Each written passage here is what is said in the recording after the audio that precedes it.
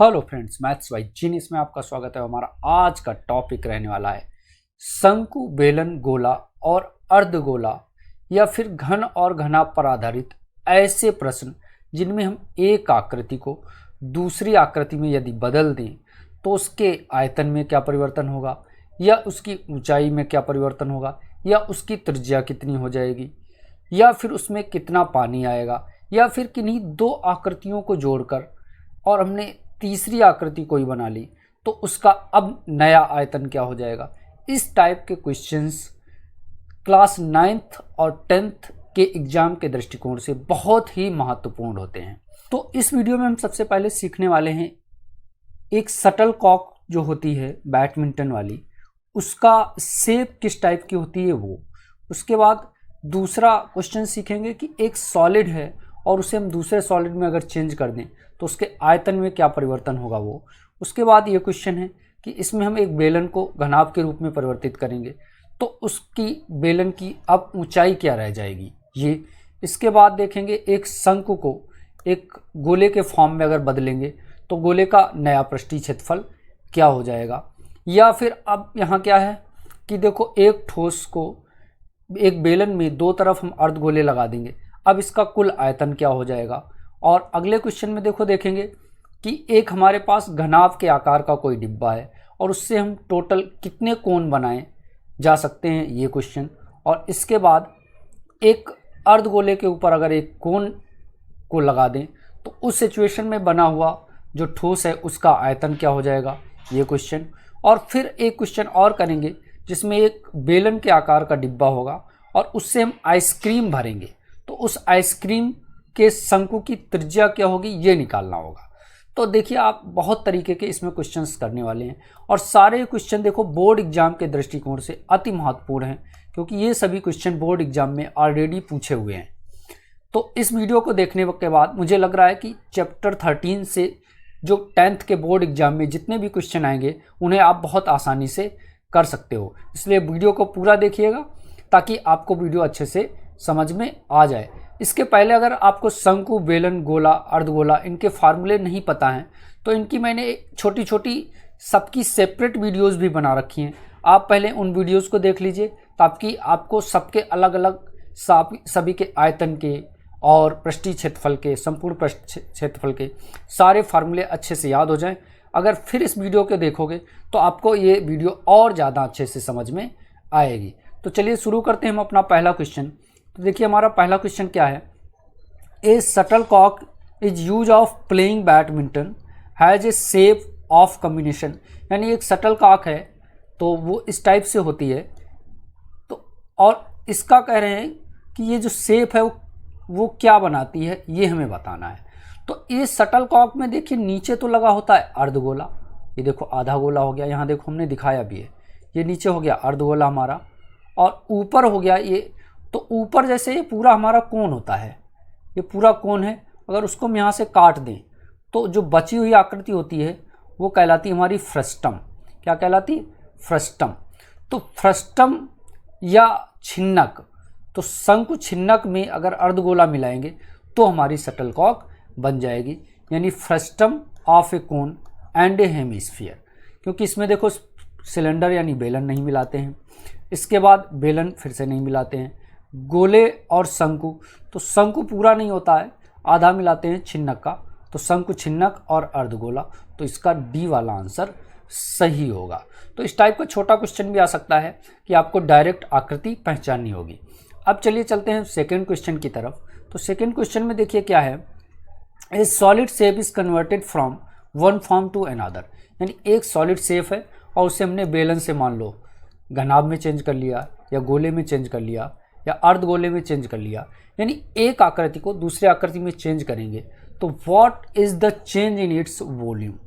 तो इस केस में उसके आयतन में क्या परिवर्तन होगा ये हमें बताना है। तो इस सिचुएशन में बिल्कुल ही आसान है कि जब भी हम मान लो बेलन से ये बना दें या कोई भी आकृति बना दें, ये बना दें, तो इस सिचुएशन में क्या होता है, उसके आयतन में कोई भी परिवर्तन नहीं होता है। तो इसी कॉन्सेप्ट का यूज हम आगे सारे क्वेश्चंस में करेंगे।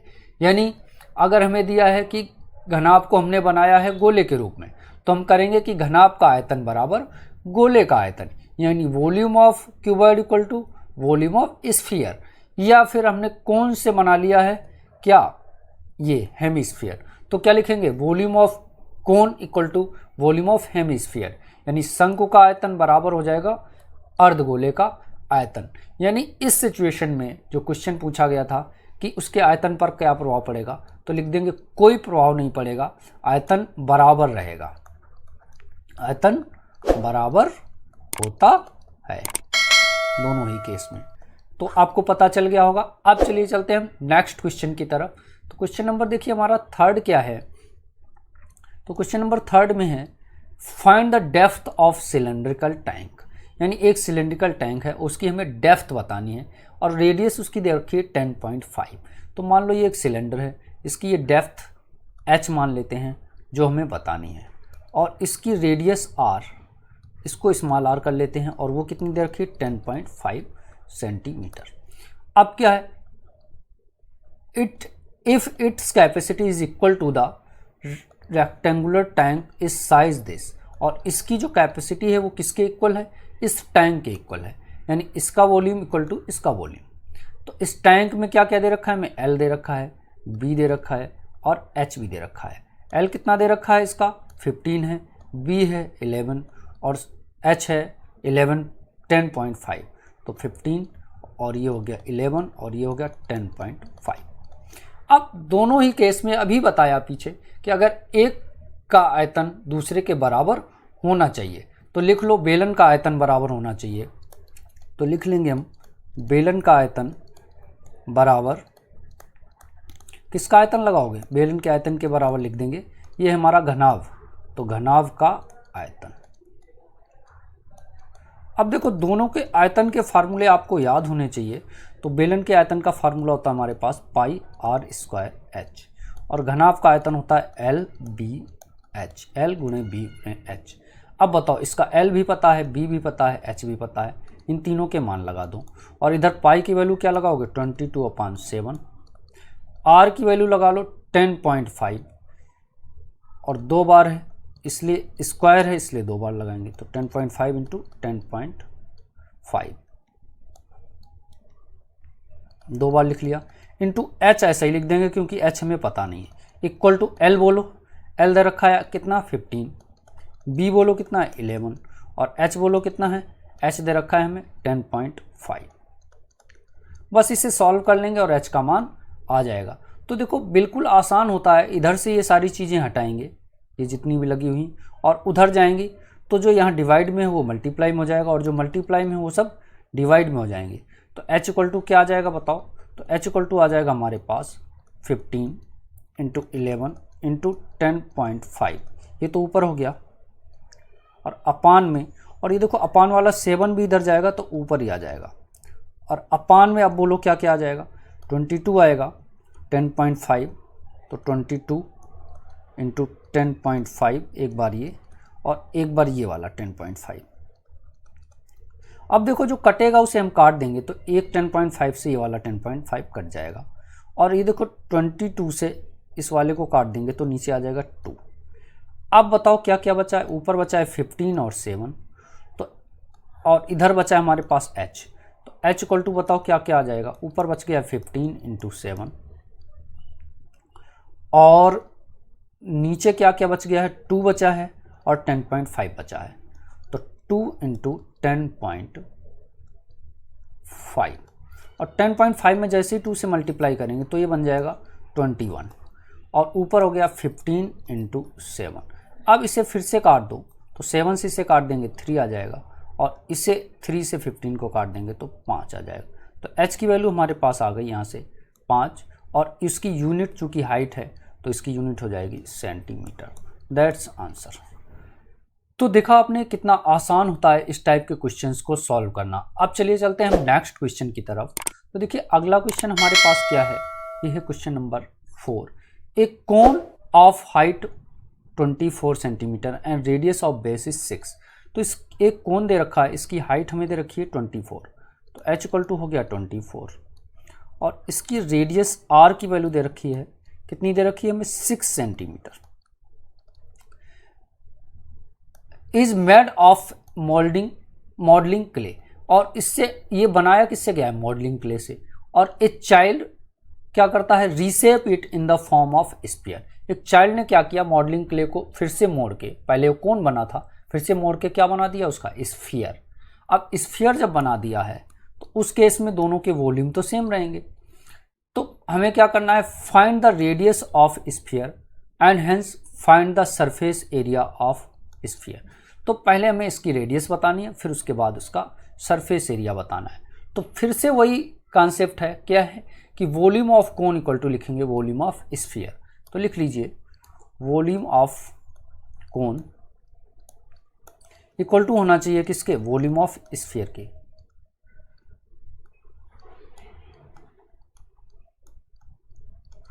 तो बस इसी कॉन्सेप्ट को हम लगाते चले जाएंगे। अब बताओ वॉल्यूम ऑफ कोन क्या होता है, पाई आर स्क्वायर एच और अपान में 3 होता है, equal to volume of sphere क्या होता है, 4/3 पाई और आर का क्यूब होता है। अब देखो यहाँ स्मॉल आर रहेगी और इसकी रेडियस को हमने मान लिया कैपिटल आर, तो इसलिए इधर का हम कैपिटल आर लगाएंगे और इधर लगाएंगे स्मॉल आर। तो देखिए आप क्या करेंगे कि पाई दोनों तरफ है, इधर भी और इधर भी। तो पाई अगर दोनों तरफ होगी तो हम उसको काट देंगे, क्योंकि इधर से पाई अगर हटेगा तो उधर डिवाइड में जाएगा और वो इनसे कैंसिल आउट हो जाएगा।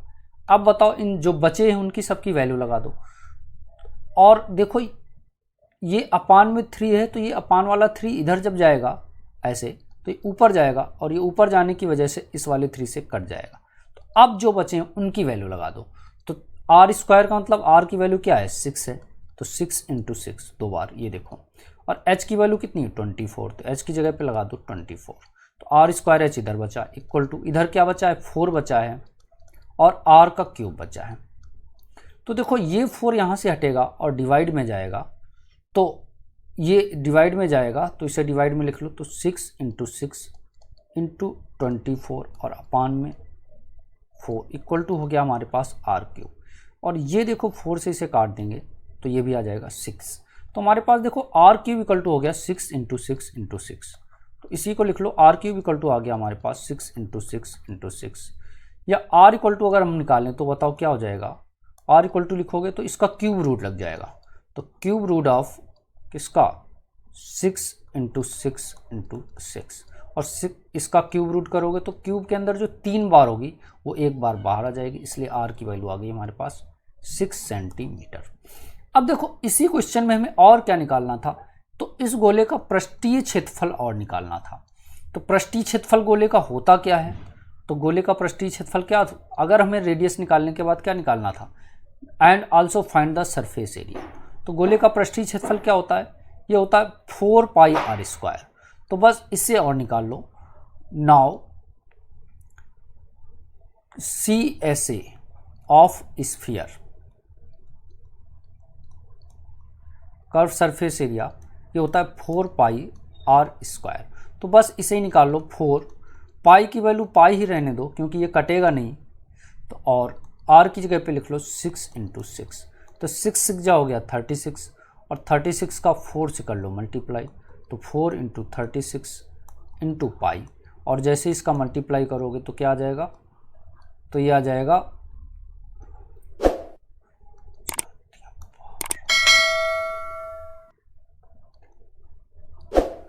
144 पाई, और एरिया है इसलिए सेंटीमीटर स्क्वायर। That's answer. तो देखा आपने, इस टाइप के क्वेश्चंस को भी बहुत हम आसानी से सॉल्व कर सकते हैं, जिसमें हम क्या करेंगे, कोन को अगर स्फीयर में चेंज करना हो। अब चलिए चलते हैं नेक्स्ट क्वेश्चन की तरफ, उसमें हम कुछ और चेंज करने वाले हैं। तो देखिए अगले क्वेश्चन में क्या है हमारे पास, a solid is in the form of cylinder, यानी सिलेंडर बीच में है, विथ हेमिस्फीयर ऑफ एंड्स, और किनारे आसपास क्या लगा हुआ है, या बीच में देखो एक ये सिलेंडर हो गया ऐसे, और आसपास लगा हुआ है हेमिस्फीयर। तो इस टाइप का एक हमारे पास क्या है, सॉलिड है, एंड इट्स टोटल हाइट दे रखी है। टोटल हाइट हमें कितनी दे रखी है, 20। तो देखो यहाँ से और यहाँ तक की हाइट जो टोटल है वो कितनी दे रखी है, 20, और ये सेंटीमीटर में ही है। And the diameter of cylinder is 7। तो देखो ये इसका डायमीटर हो गया यहाँ से यहाँ तक 7, तो रेडियस हो जाएगी 7/2। तो आर की वैल्यू हो गई 7/2, या इसी को हम लिख सकते हैं 3.5। ऐसे इधर भी r हो जाएगी 3.5।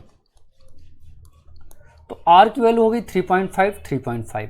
तो देखो 3.5 तो यहाँ से ये कम हो गया और 3.5 इधर से भी कम हो गया। तो अगर हम कहें कि इस बीच में जो हमारे पास सिलेंडर है इसकी हाइट बताओ, तो 3.5 ये और 3.5 ये, तो दोनों मिलकर हो गए 7। और उस 7 को 20 में से माइनस कर देंगे तो बीच का जो 13 है ये हमारी क्या आ जाएगी, सिलेंडर की हाइट आ जाएगी। तो अब इन बातों को लिख लीजिए। रेडियस सभी की सेम है r और उसकी वैल्यू है 7/2 या उसी को हम 3.5 भी बोल देंगे। और क्या क्या दे रखा है, और जो हाइट दे रखी है हमें वो किसकी है, सिलेंडर की, और वो कितनी है हमारे पास, वो है 20 में से माइनस किया हमने 7, क्योंकि 3.5 ये है 3.5 ये है और ये आया हमारे पास 13 सेंटीमीटर। अब हमें क्या करना है, ठोस का कुल आयतन निकालना है, यानी टोटल आयतन निकालना है। तो टोटल आयतन में यहाँ क्या क्या चीज़ें हैं, एक तो सिलेंडर है और 2 हेमिस्फीयर हैं। तो ठोस का कुल आयतन के लिए हम क्या लगाएंगे बताओ, तो लिख लेंगे ठोस का कुल आयतन यानी टोटल वॉल्यूम ऑफ सॉलिड क्या हो जाएगा बताओ। तो टोटल वॉल्यूम में क्या है, 2 तो हेमिस्फीयर, 2 इंटू वॉल्यूम ऑफ यानी अर्धगोले का आयतन, 2 इंटू अर्धगोले का आयतन, और प्लस और होगा, क्या प्लस होगा बताओ, बेलन का आयतन, क्योंकि एक बेलन है तो प्लस बेलन का आयतन। बस इन दोनों को ही ऐड कर दो, तो जैसे ही ऐड करोगे तो हमारे पास आंसर आ जाएगा। अब बताओ, तो 2 इंटू हेमिस्फीयर का आयतन क्या होता है, ये होता है 2/3 पाई r क्यूब, प्लस गोले बेलन प्लस बचा बेलन, तो बेलन का आयतन क्या होता है, ये होता है पाई r² h। बस इन सबको लगा दो, तो इन सबको लगाते चलो, बताओ क्या क्या आ जाएगा। तो यहाँ आ जाएगा 2 और 2 4 हो जाएगा, /3 ऐसे लिख दो, पाई भी ऐसे लिख दो, और इस r की वैल्यू बताओ, r की वैल्यू क्या दे रखी है 7/2, तो लगा लो 7/2 इंटू 7/2 इंटू 7/2।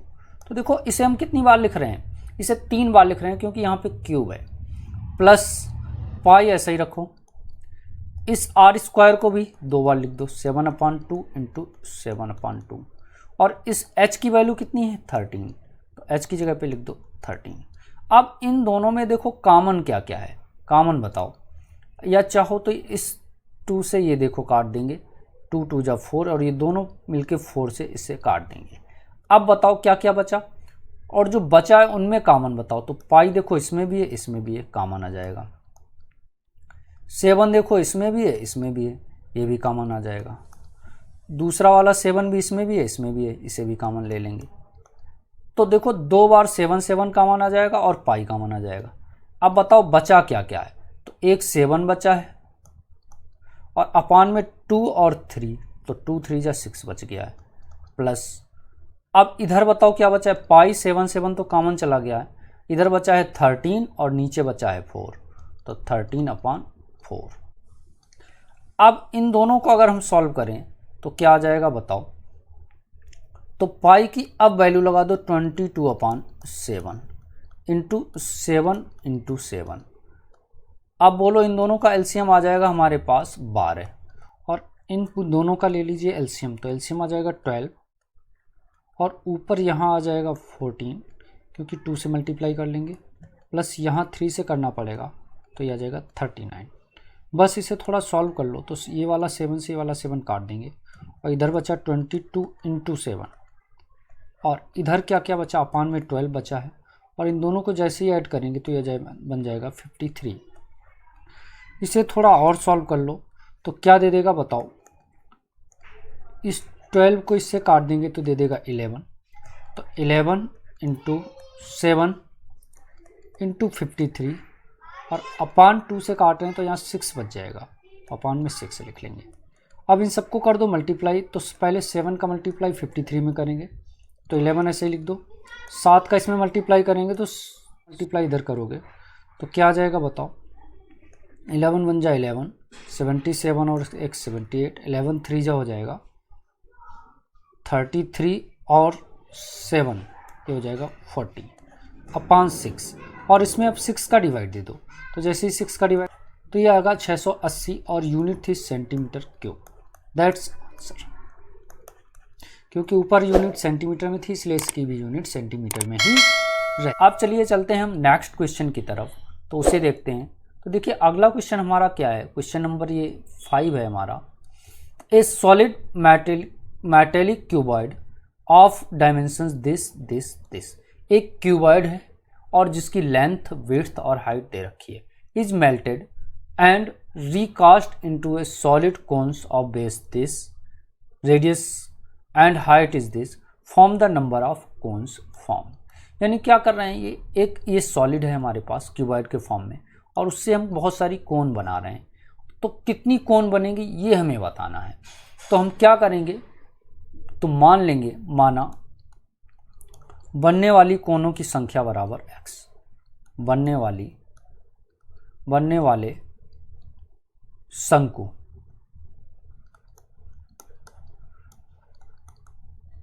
शंकु की संख्या क्या मान लेते हैं, x मान लेते हैं। तो अब बताओ कि जो टोटल आयतन होगा, अब सबसे पहले इनकी डायमेंशंस लिख लेते हैं। तो इसकी लेंथ बताओ l दे रखी है हमको ये 24, विड्थ है 11 और हाइट है 7, तो 24 और विड्थ b इक्वल टू कितना दे रखा है 11 सेंटीमीटर, ये भी सेंटीमीटर, और हाइट h दे रखा है कितना 7 सेंटीमीटर। और कोन के लिए बताओ क्या है, रेडियस दे रखी है ये, तो कोन के लिए जो रेडियस r है उसकी वैल्यू कितनी है 3.5, या इसी को हम 7/2 भी लिख सकते हैं सेंटीमीटर में, और हाइट दे रखी 6 सेंटीमीटर। तो इसकी हाइट को हम कैपिटल H मान लेते हैं, क्योंकि स्मॉल h से तो हमने इसे लिख रखा है, तो इसकी हाइट को कैपिटल H मान लेते हैं, और वो कितनी है 6 सेंटीमीटर। तो अब बताओ, चूंकि इसका जो आयतन होगा किसका, क्यूबॉइड का, यानी घनाभ का आयतन, तो घनाभ का आयतन किसके बराबर हो जाएगा, घनाभ का आयतन ये बराबर हो जाएगा जितने भी कोण हैं बनने वाले शंकुओं का आयतन, यानी जितने भी बनेंगे उन सबके आयतन के बराबर हो जाएगा शंकुओं का आयतन।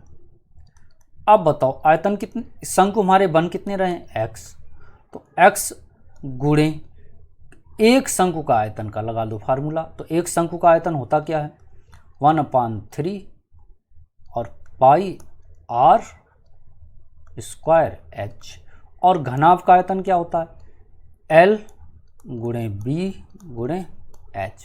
अब देखो ये वाला h शंकु के लिए है, तो इसलिए शंकु का h हमने क्या मान रखा है कैपिटल H, तो यहाँ कैपिटल H लगा लेंगे।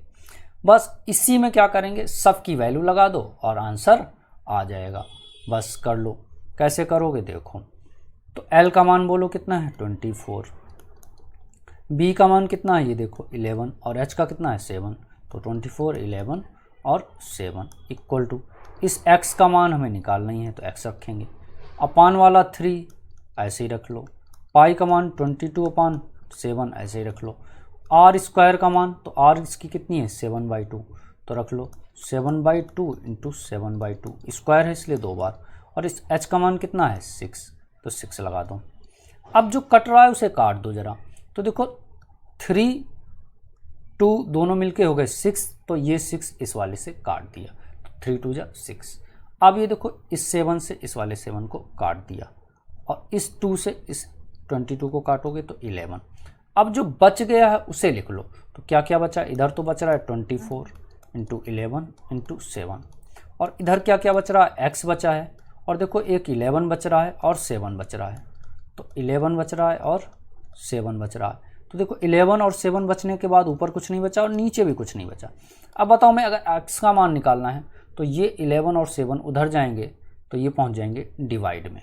तो बताओ अब क्या लिखेंगे हम, अब इसे लिख लेंगे x इधर ही रख लो, और ये इधर क्या था 24, 11 और 7, और ये दोनों चीज़ें कहाँ लाओगे नीचे, 11 इंटू 7। अब देखो 7 से 7 काट देंगे और 11 से 11 काट देंगे, तो 24 इक्वल टू एक्स, यानी x इक्वल टू 24।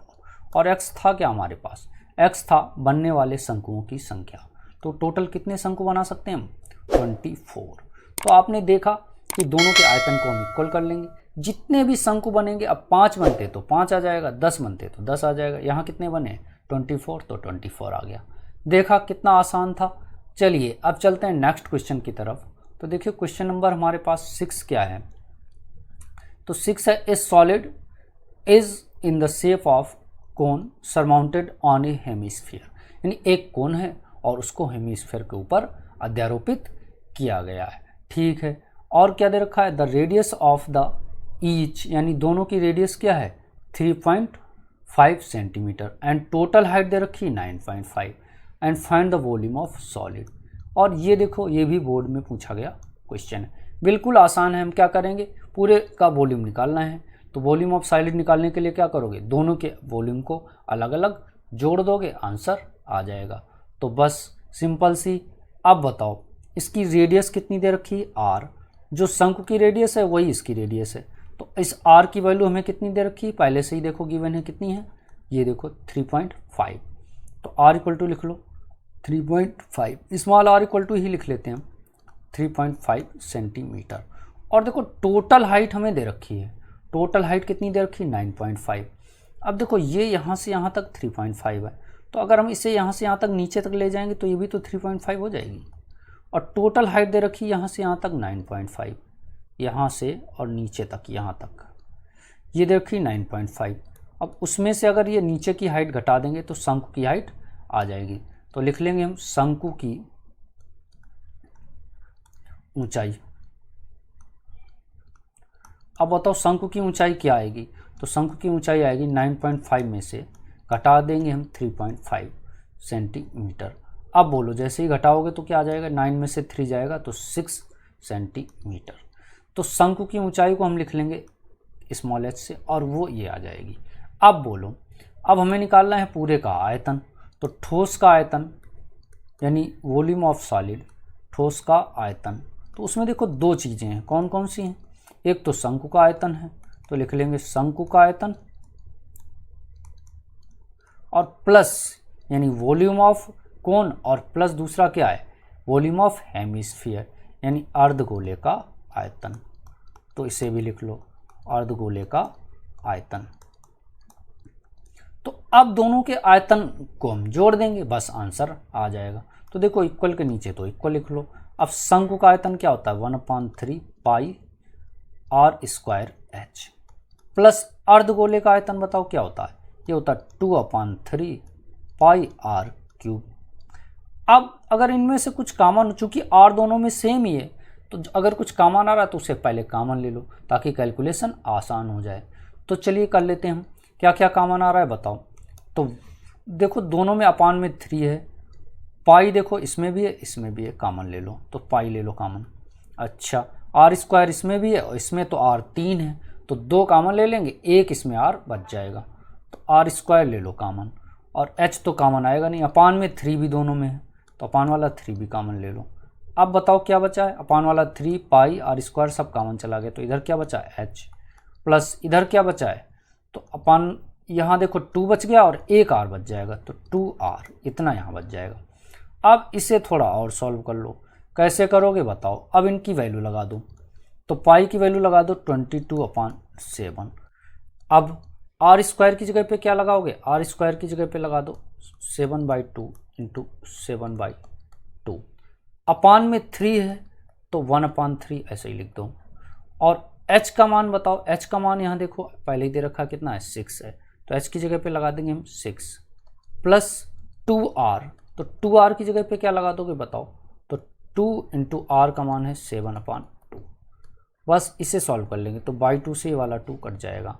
अब बताओ इधर थोड़ा सॉल्व कर लो, इस 7 से इस वाले 7 को काट देंगे और इस 2 से इसे काट देंगे तो 11, और 11 इंटू 7 तो ऊपर हो गया 77, और अपान में 2 3 जा हो जाएगा 6, और इनटू ये बताओ, इधर हो गया हमारे पास 6 और प्लस 7 तो आ जाएगा 13।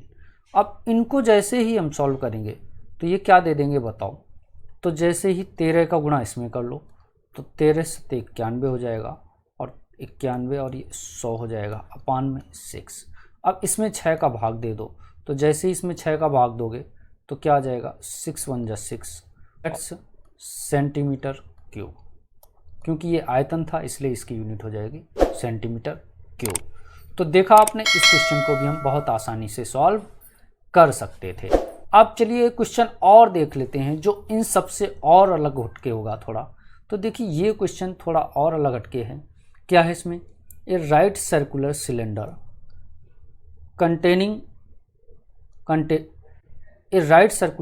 कंटेनर ऑफ रेडियस 6 सेंटीमीटर, यानी ये जो सिलेंडर है इसकी रेडियस r मान लेते हैं।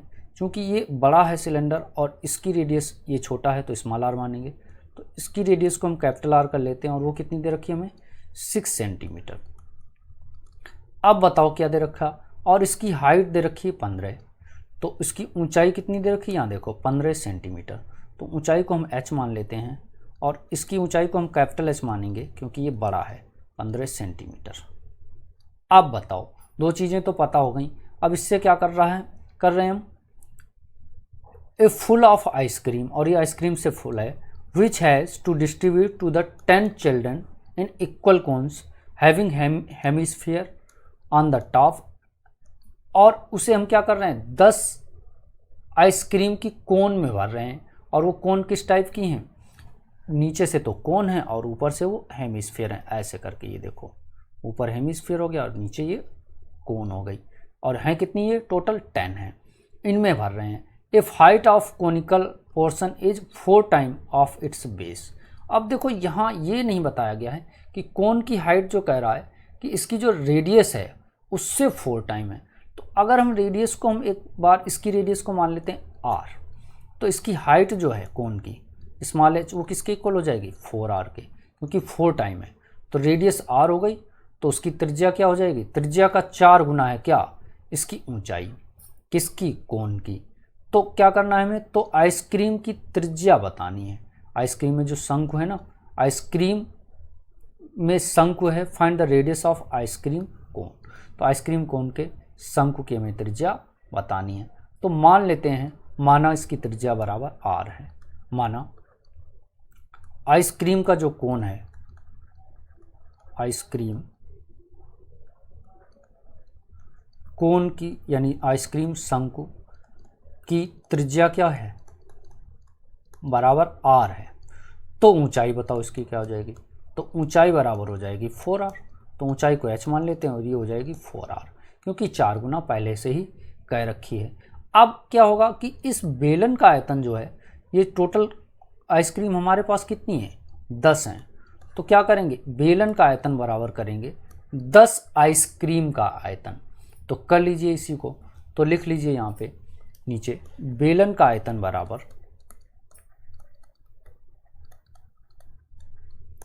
10 गुणे आइसक्रीम का आयतन, 10 गुणे आइसक्रीम का आयतन। अब इसे थोड़ा सॉल्व कर लो। कैसे सॉल्व करोगे बताओ, तो बेलन का आयतन क्या होता है बताओ, ये होता है पाई r स्क्वायर और h। अब यहाँ देखो बेलन के लिए हम r भी कैपिटल लगाएंगे और h भी कैपिटल लगाएंगे, और इधर है 10 गुणे आइसक्रीम में दो चीज़ें हैं, क्या क्या हैं, एक तो अर्धगोला है और एक कोन है। तो लिख लो, इसमें हो जाएगा अर्धगोले का आयतन